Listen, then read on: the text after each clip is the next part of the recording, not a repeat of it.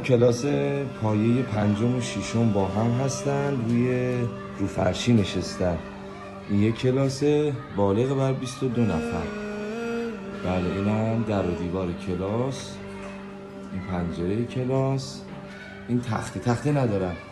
خانم محترم تخته گفتین یه دونه داریم چرخشیه. ما این تخته داریم چرخشی میچرخه. اینجا اصلا برق نداره، سیمکشی نداره.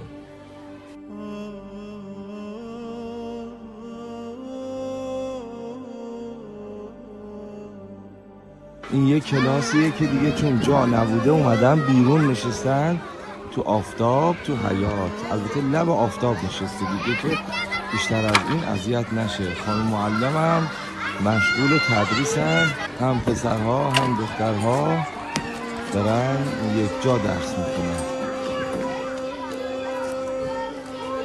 تو همین یه تیکه‌ای که ملاحظه میفرمایید از اول دبستان تا پای ششم با هم نشستن.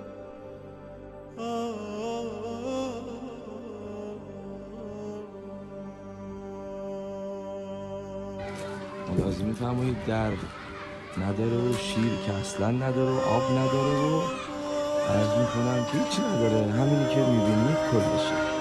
این هم محل روشویی. بله النظافت من الایمان.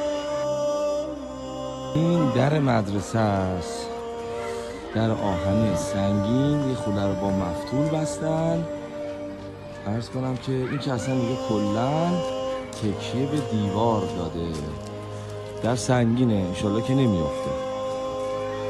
انشالله نباید